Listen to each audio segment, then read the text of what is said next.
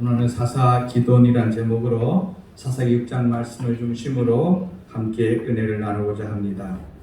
여러분, 기도원이란 사사는 아마 사사에 대해서 잘 모르는 분들도 삼손, 기도원은 아마 여러분에게 비교적 많이 알려진 그런 사사입니다.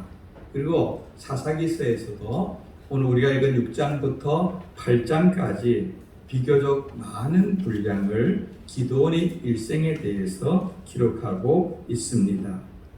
여러분, 지난주에 우리가 공부한 대로 드보라와 바락을 통하여서 구원받은 이스라엘 백성들은 40년 동안 아주 평안한 삶, 하나님의 은혜 가운데서 자유를 누리며 평안을 누리며 사는 삶을 살았습니다. 그런데 문제는요, 사람들이 평안해지면은 그러면 그 속에 문제가 생기기 시작하는 것입니다. 그들이 마음의 생각, 그들이 삶의 모습들이 하나님을 떠나서 인생의 즐거움과 인생의 것들을 쫓아서 살아가기 시작하는 것입니다. 이스라엘 백성이 그랬습니다. 그럴 때 하나님께서는 지금 미디안 족속을 들어서 이스라엘을 기록해 합니다. 여러분, 이 미디안 족속 이러면 누가 생각납니까? 미디안 족속 이러면 여러분, 우리가 미디안 족속을 제일 먼저 성경에서 만날 수 있는 것이 아마 그 누굽니까? 요셉이 애굽으로 팔려갈 때 이 미디안 족속에게 팔려가죠. 그리고 모세가 애굽에서 애굽 사람 하나를 때려 죽이고 그것이 발각되어서 자기 생명을 살리기 위해서 광야로 도망치죠.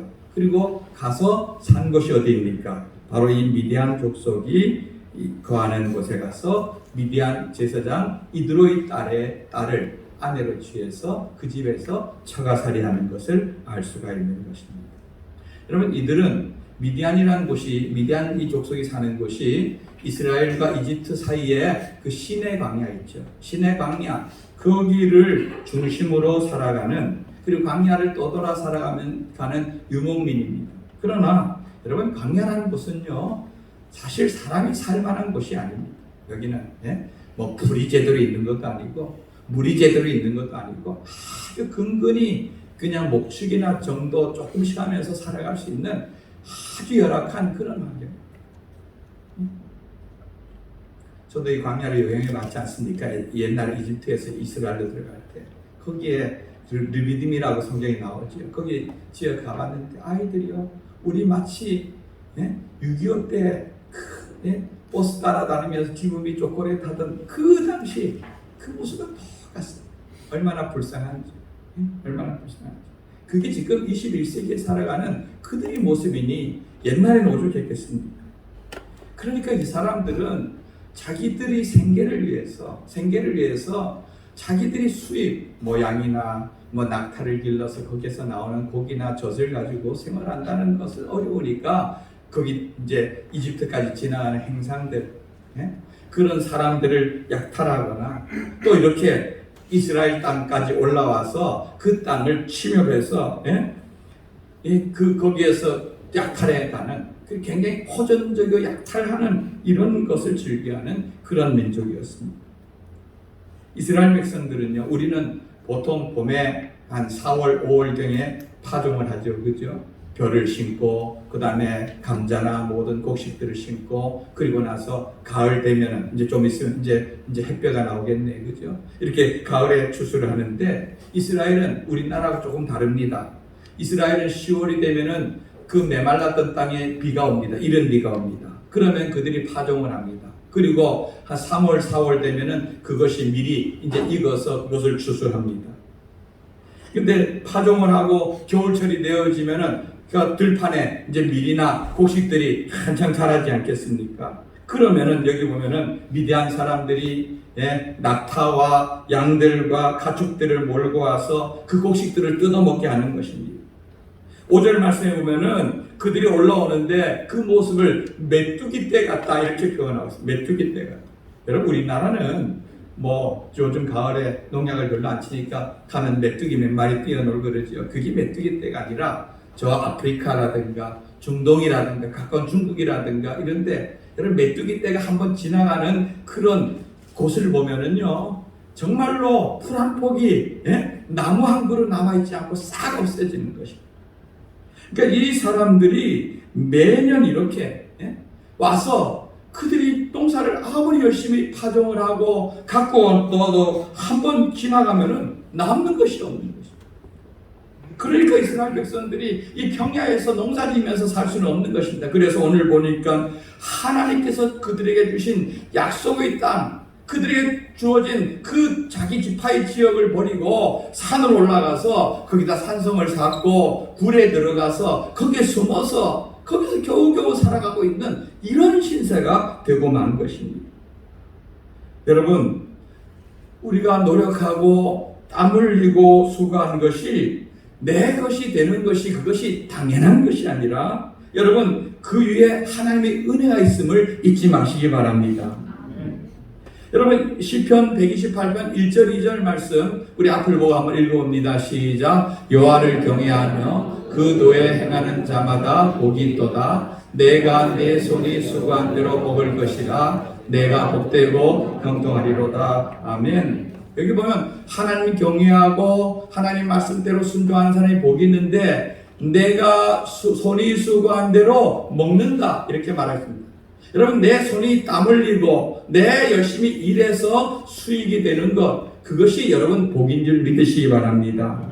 세상 사람들은요 놀고 먹는 것을 복이라 생각합니다. 뭐 예를 들어서 부모가 재산이 많다든지 아니면 하루아침에 로또라든가 뭐가 대박이 나서 그냥 잘 먹고 잘 사는 것 이거를 갖고 복이라 생각합니다. 그러나 성경은 그렇게 말하지 않습니다. 내 손이 수고한 대로 먹는다. 여러분 내가 손이 수고하고 애쓰는데 그것이 다 결실로 돌아오지 않는 경우도 많이 있는 것입니다. 제가 어느 수련회에 가서 중고등부 수련회에 가서 학생들에게 여론조사를 했어요. 뭐 장래 희망이 뭐냐 뭐 이런 것들을 조사했는데 어떤 학생이 장래 희망란에 이렇게 써놨어요. 장래 희망 돈 많은 백수. 돈 많은 백수. 뭔 뜻인지 압니까? 돈 많은. 지금 중고등학생들이 이제 고등학교를 졸업하고 앞으로 내가 뭐가 되고 싶냐 하니까 나는 돈을 좀 많았으면 좋겠다. 그런데 일은 하기 싫다. 이겁니다. 그러면 돈은 많고 일은 없고 이러면 뭐 하겠습니까? 지금 학교 중고등학교 때 다니면 부모님 때문에 못한 그 게임 실컷 하면서 그죠? 그리고 돈 많으니까 여자친구나 만나고 꼬시고 이래서 해외여행이나 다니고 팔자 좋게 그렇게 살고 싶은 그런 욕구를 그렇게 표현한 것입니다. 저는 그게 그 학생만의 그 혼자의 생각이라고 생각하지 않습니다. 아마 그런 말들이 학생들 사이에 돌았겠죠. 야, 우리 좀 돈 많은 백수가 되었으면 좋겠다. 마음껏 먹고 즐기고 놀고. 아마 젊은 사람들 중에서도 그렇게 하고 싶은 사람들이 많을 것입니다. 여러분, 근데 그게 복일 것 같죠? 그러면 그런 인생 몇 년이나 행복하고 몇 년이나 그는 잘 나갈까요? 성경에 보면은 그런 사람 하나 나오지 않습니까? 누가복음 15장에 보면 아버지 살아있는데 아버지 재산 중에 내 몫을 주세요 하고 그걸 가지고 털어서 아버지를 떠나 외국에 나갔던 한 둘째 아들 나오지 않습니다. 일은 없고 돈은 많아요. 그럼 그가 뭐 했습니까? 이 사람 저 사람 친구들이 많이 붙습니다. 그 친구들이 진짜 친구인 줄 알았죠. 부어라 마셔라 먹어라 날마다 됐는데 어느 날 보니까 뭐가 됐어요? 거지꼴이 됐어요. 친구들도 하나도 안 남았어. 돈 있을 때 친구고 돈 쓸 때 친구지. 안 남았어. 그 돼지하고 돼지 열매 놓고 싸우는 신세가 되고 많지 않습니다. 여러분 로또라든가 이런 복권에 당첨된 사람들 보면은 그 사람들이 후가 전보다가 불행해지는 사람들이 훨씬 많습니다. 그죠? 돈은 많아지는데 갑자기 떼돈이 들어오니까 어떻게 써야 될지를 몰라요.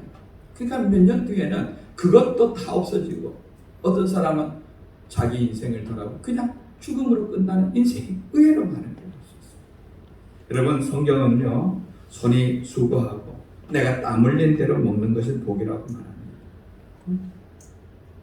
이스라엘 백성들이 그렇게 살았는데 하나님과의 관계가 끊어지니까 그 복을 지금 잃어버리고 저 산꼭대기 올라가서 숨어서 근근히 살아가는 이런 인생을 보냈어요. 여러분, 우리 인생 가운데 뭔가 어려워지고 고난이 있으면은 우리 하나님 백성들은요, 그 원인을 하나님과 나와의 관계 속에서 먼저 찾아야 되는 것입니다. 내가 하나님과의 관계가 뭔가 그릇된 것이 있는, 뭐가 문제가 있는 하는 것을 찾아봐야 되는 것입니다. 지금 이스라엘 백성이 왜 이렇게 되었습니까? 그들이 하나님 앞에 악을 행하고 떠내어주었으니까 하나님이 그들을 미디안에게 넘겨주었다고 말하고 있는 것입니다. 이런 환경 속에서 기드온이, 오늘 성경에 등장하는 기드온은 지금 포도주 틀에서 밀을 타작하고 있습니다. 포도주 틀. 여러분, 우리나라는 포도를 보통 생으로 먹지만 이스라엘이나 이런 나라는 대부분 다 포도주로 만들어서 그것을 거의 95% 이상을 포도주를 만들어서 그것을 음료처럼 이렇게 마십니다. 포도주 틀은요, 이렇게 지하로 이렇게 되어 있는, 이렇게 웅덩이 같이 되어 있는 거기다가 포도를 넣고 거기 이제 사람이 들어가서 발로 밟으면은 거기에서 이제 이겨진 그 물이 흘러서 이제 옆에 있는 그런 곳으로 흘러가서 그것을 따로 보관하면 포도주가 되는 것이죠. 여러분, 추수라는 것은 뭐 포도나 뭐 어떤 농사나 추수라는 것은 농사 짓는 사람에게는 제일 큰 축제의 날이 아닙니다. 1년 동안 수고하고 애쓴 것을 거두어드리는 날인 것입니다.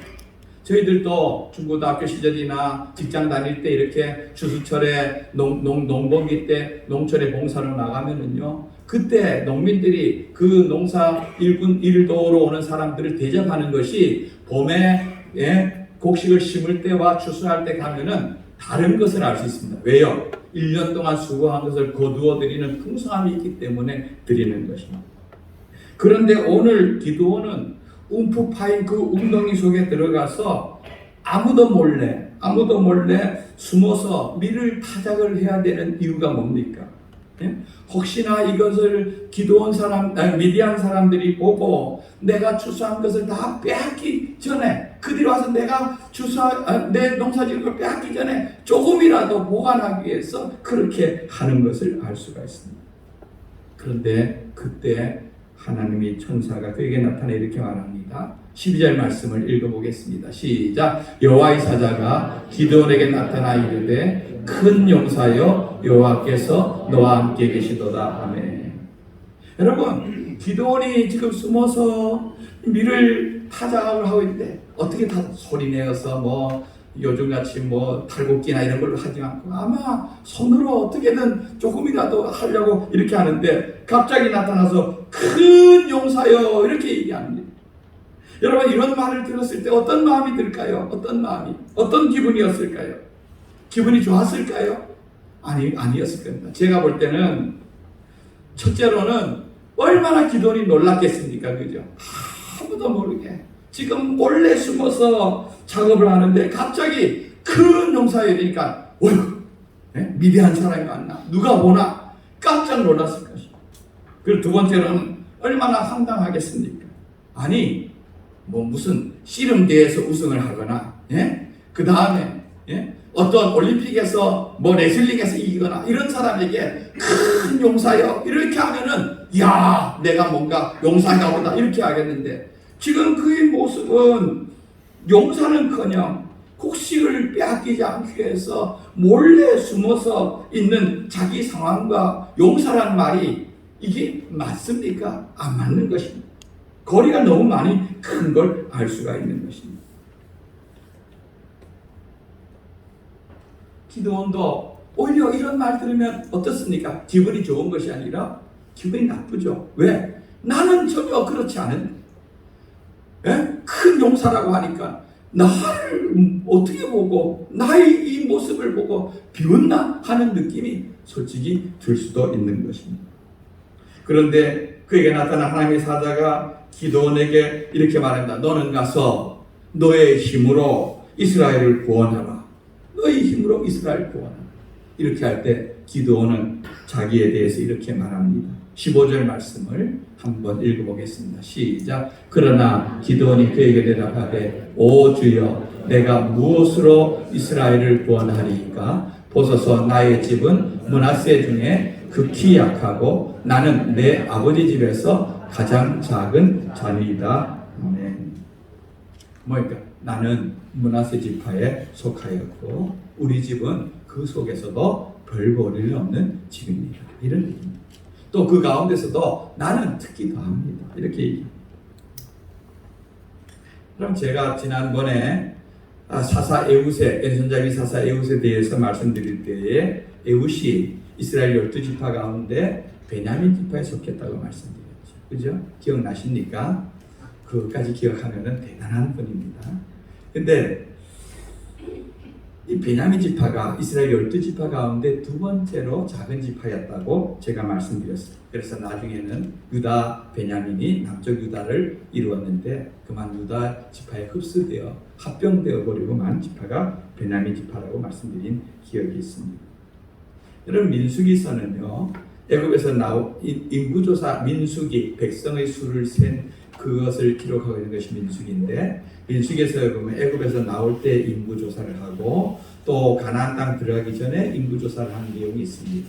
거기 인구조사는 전쟁에 나갈 수 있는 20살에서 50살까지 남자들에 대해서 기록하고 있는데 거기에 보면은 베냐민 지파가 한 3만 5천 명 가량 됩니다. 지파의 인원수가. 네? 그런데 므낫세 지파가 몇 명이냐면은 3만 2천 명입니다. 이 말은 뭡니까? 이스라엘 12지파 가운데서 가장 작은 지파가 베냐민 지파라는 말입니다. 그럼 가장 많은 지파가 누구냐? 유다 지파인데 유다 지파는 7만 5천 명 정도 됩니다. 똑같은 12명의 아들들이 그 후손들이 번성했는데 유다 지파는 창세기 49장 50장 말씀에 보면은 하나님 복을 받아서 크게 번성해서 그는 7만 5천 명이나 되는데 므낫세 지파 같은 경우는 그의 절반도 미치지 못하는 3만 2천이나 되는 아주 미약한 지파로 밖에 이렇게 있지 못했습니다. 그런데 이 므낫세 지파는요 사실 대부분이 유목민입니다. 유목민은 뭡니까? 넓은 땅에 소나 그 다음에 양이나 이런 가축을 기르는 사람들을 말하는 것이죠. 그래서 이들은 가나안 땅을 차지할 때도 므낫세 지파가 므낫세 반지파라는 말들을 많이 들어보셨죠. 므낫세 지파 가운데 절반은 요단강 동편, 지금으로 말하면 이스라엘이 골란고원이라고 있습니다. 골란고원이라고 있는 그 지역, 높은 지역, 그러니까 해발이 높고 거기엔 길랏이나 바산, 그래서 길랏의 향유요, 바산의 암소 이런 말이 나오는데 그만큼 거기는 농사하고 목축하기 좀 우리말로 하면 여기 대관령과 같은 그런 곳에 이 사람들이 흩어져 살았습니다. 그리고 나머지 반지파는 요단강 서편에서 넓은 지역을 차지해 살았습니다. 넓은 지역이란 말은 이것은 농사 짓기에는 좀 부족한 땅인데 목축하기에 좋은 땅이었다는 그런 의미인 것입니다. 그러니까 므낫세 지파는 인구는 적은데 그들이 차지한 땅은 굉장히 넓습니다. 목축이란 특별한 일을 하기 때문에. 그러니까 넓은 지역에 적은 숫자가 다 흩어져 사니까 이들이 어떤 연합하거나 이런 전쟁을 치르기 위해서 모이거나 하길 때는 굉장히 어려웠던 것을 알 수가 있습니다.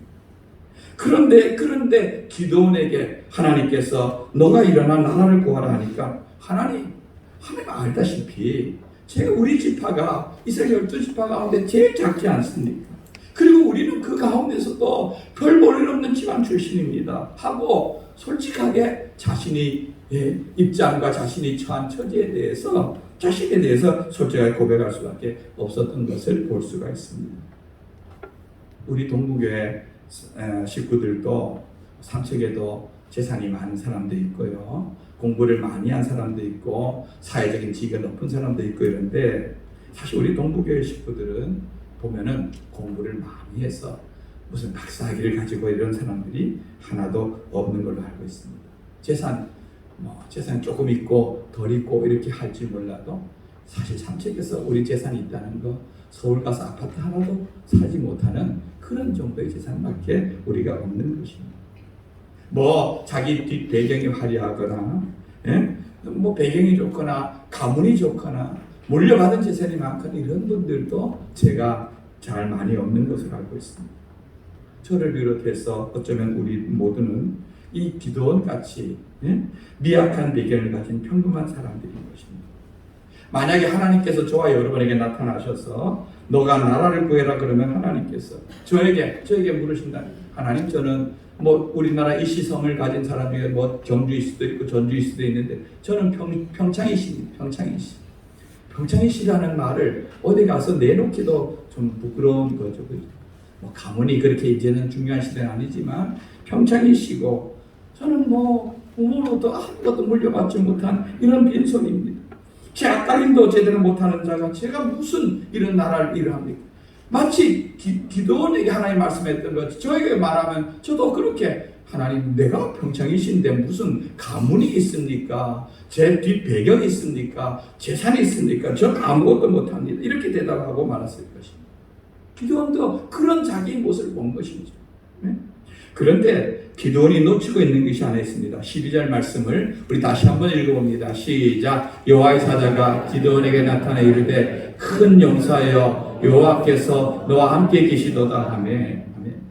여기 보면은 큰 용사여 이랬을 때 기도원은 누굴 봤습니까? 나를 봤습니다.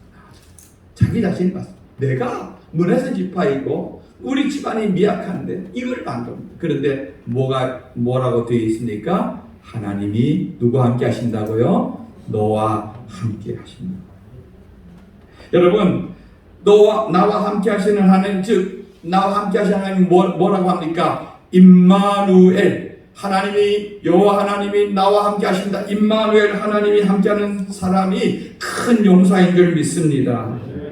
여러분, 기도원을 하나님께서 큰 용사라 한 것은 그가 대단한 인물이라서 용사라 한 것이 아니라 하나님께서 함께하는 자면은 큰 용사인 줄 믿습니다.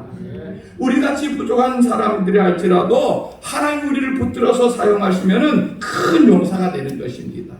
여러분, 우리가 여기 좀 머리가 좋으신 분들도 있고 머리가 나쁜 분들도 계시죠, 그렇죠?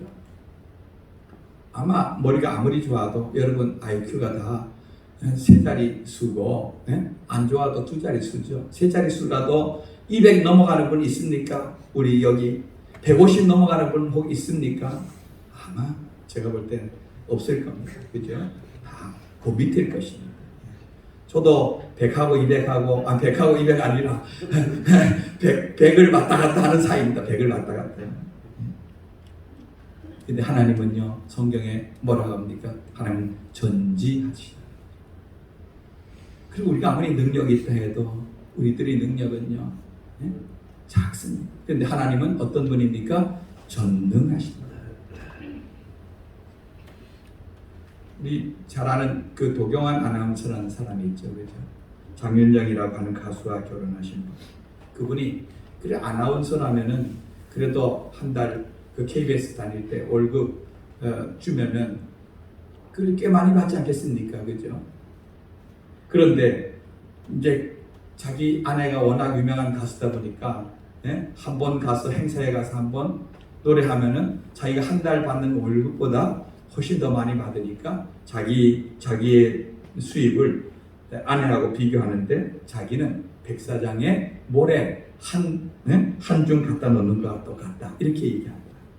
여러분, 하나님이 크심에 비하면은 우리는요, 우리가 볼 때 내가 저 사람보다 요건 조금 낫고 요건 조금 머리는 조금 더 좋고 돈은 조금 더 많고 우리는 우리끼리 도토리 기재기식으로 그렇게 할 줄 몰라도 하나님이 크심에 우리가 나아가 비교한다면은 그 사람이 그 사람이고 거기가 거기인 줄 아는 것입니다. 정말 우리들이 모든 것을 하나님의 백사장에 모래 같다. 우리는 그 속에 있는 모래 하나 같은 자인 것입니다. 중요한 것은 하나님 우리와 함께 하시고 하나님께서 우리를 붙들면은 그 인생이 달라지는 것입니다. 여러분, 결론적으로 한번 보세요. 이 기도원 지금 포도주 틀 속에서 미리살 까부는 이 겁쟁이고 두려움 많은 이 기도원. 그런데 그는 하나님이 말씀한 대로 큰 용사가 되었습니까? 안 되었습니까? 되었습니다. 이스라엘을 그 미디안이라고 하는 10만 명이 넘는 군사에게서 구원해냈습니까? 못 구원해냈습니까? 구원해냈습니다. 여러분, 기도원 같이 이런 위대한 사람이 어디 있습니까? 300명이라고 하는 아주 제한된 사람으로 13만 5천 명이라고 하는 이 말도 안 되는 적군들, 그 사람들을 이긴 이런 용장이 어디 있습니까? 여러분, 어떤 면에서는 이순신 장군보다도 더 유명한 세계 전쟁사의 길이 남을 위대하게 쓰임받은 이런 사람이 된 것은 기도원이 대단해서가 아니라 그와 함께 하시는 하나님이 붙잡아 주실 때 그가 위대한 사람이 된 줄 여러분 믿으시기 바랍니다. 하나님이 이 기도원에게 주신 첫 번째 미션이 뭡니까? 너희 집에 있는 우상을 부숴라. 너희 집에 있는 우상을 부숴라. 너희 집에 세워져 있는 바알 제단을 헐어버려라. 너희 집에 세워져 있는 아세라 목상을 찍어버려라. 하나님께서 그의 그 명령이 떨어졌습니다. 그럼 바깥에 그 게시판에 박기배 선교사님 기도 편지가 와 있는데요. 태국에 가보면은요, 호텔이라든가 아니면은 집이라든가 모든 가게나 다 들어가 보면은 입구에 대부분의 집이 한 95% 이상의 집들이 거기다 우상 단지를 만들어 놓았어요. 매일 거기다가 향을 피우고 거기다가 자기들이 목을 밀고 이렇게 합니다. 근데 그런 분들 가운데 예수를 믿고 주님 앞에 나와도 그거를 잘 없애지 못해요. 두려워서 귀신이 자기를 뭐 해롭게 할까봐 그래요. 그래서 저기 게시판 읽어보면은 선교사님들이 가서 예배를 드리고 그 가정에 그런 우상과 그 모든 것을 다 끄집어내서 불태워버리고 이렇게 한다는 얘기를 들었습니다. 사북에 제 동기인 목사님이 그 사북에서 교회를 섬기고 있는데 그 교회 안쪽에 있는 고래에 있는 마을에 이제 그 뭡니까 버스가 들어가고 해야 되는데 당나무라고 있죠, 그죠?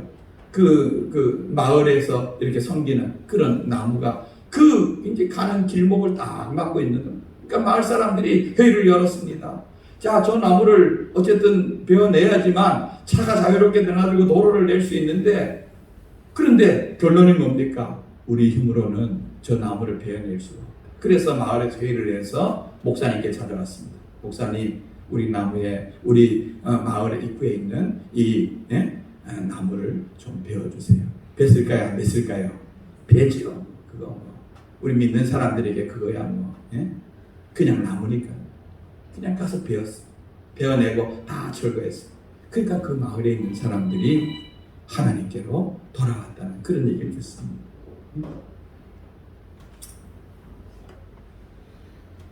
근데 이 기도원의 집에 있는 이 우상은 지금 이 마을 사람들이 아마 공동으로 섬기는 그런 우상 같습니다.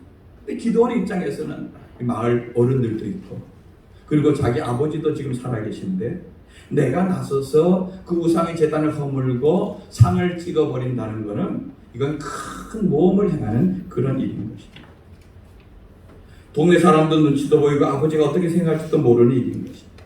그런데 오늘 말씀 보면은요, 여기 오늘 말씀의 마지막 27절을 보면은 기도원이 그가 마을 사람들 두려워했습니다. 그러나 낮에 행하지 못했지만 이 일을 밤에 행했다. 이렇게 말하고 있습니다. 기도원도 두려웠지만 하나님께서 자기의 임한 그 말씀에 순종해 나가는 것입니다. 밤중에 아무도 몰래 행했지만 순종한다. 중요한 것은 기도원이 순종함으로 하나님의 뜻을 이루어드렸다는 것입니다. 여러분, 하나님은요 순종하는 사람을 사용하십니다. 하나님은 하나님의 말씀을 듣고 순종하는 사람을 통하여서 위대한 일들을 이루어 가시는 것입니다. 성경에 보면은요, 그들에게 들려진 하나님 말씀 앞에 순종하고 그 말씀을 따른 사람과 듣기는 듣지만 하나님 말씀을 따르지 않고 떠난 사람들은 전혀 다른 결과를 가져오는 것을 볼 수 있습니다. 예수님께서 베드로를 찾아가서 너는 사람을 낚는 어부가 되리라는 말씀에 순종해서 그는 배와 그물을 버려두고 주님을 따랐을 때 그는 사람을 낚는 어부가 되어서 위대한 제자가 되었고, 또 예수님한테 어떤 사람은 자기도 예수님을 따르고 싶다 했지만 너희 돈을 가지고 가난한 자들에게 다 나눠주고 나를 따르라고 불었을 때 그는 예수님보다는 그 돈을 얻는 것을 두려워했습니다.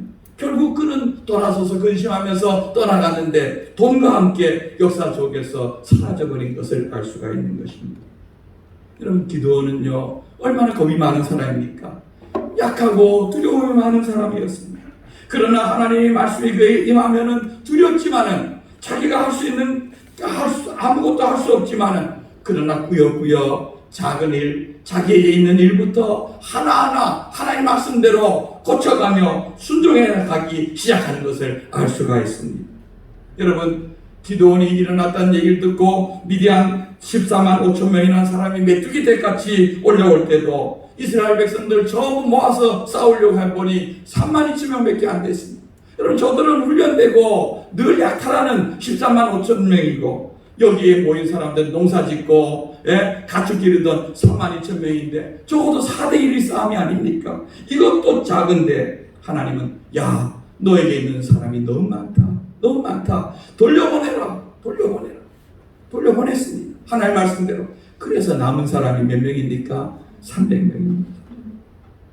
그래도 그는 그 300명을 하나님 말씀에 순종해서 그 얼마나 두렵겠습니까? 하나님 3만 명으로도 이기지 못하는 걸 어떻게 300명을 이깁니까? 했지만 하나님 그런 기드온에게 용기를 주고 또 환상을 보여주고 적들을 통해서 그에게 어떻게 이길 것을 알려주고 해서 그를 격려해서 결국 그는 순종해 나아감으로 기적 같은 승리를 경험하는 것입니다. 하나님은요, 불순종하는 3만여 명보다 순종하는 300명을 통해서 위대한 일을 이루시는 것입니다. 사무엘상 15장 22절 우리가 너무나 잘 아는 말씀입니다. 한번 읽어봅니다. 시작. 사무엘이 이르되 여호와께서 번제와 다른 제사를 그의 목소리를 청종하는 것을 좋아하신 같이 좋아하시겠나이까. 순종이 제사보다 낫고 듣는 것이 수양의 기름보다 나으니. 아멘. 여러분, 하나님은요, 하나님의 백성이 순종하는 것을 우리가 소 한 마리, 여러분 요즘 소 한 마리는 그 몇백만 원 아닙니까? 그 소 한 마리를 가지고 하는 게 제사하는 것보다가 하나님 말씀에 순종하는 것을 훨씬 더 좋아하신다고 성경은 말하고 있습니다. 여러분, 하나님은요, 예나 지금이나 하나님 말씀에 순종하는 사람을 통하여서 역사하십니다. 하나님은 순종하는 사람들을 들어서 사용하시는 것입니다. 여러분, 우리에게 들려진 하나님 말씀에 때로는 우리를 보면은 환경을 보면은 자신이 없고 두렵지만은 믿음으로 말씀에 순종해서 나아감으로 말미암아 위대한 하나님의 도구로 쓰임받는 복된 주님의 백성 되기를 주님의 이름으로 축원드립니다. 아멘. 우리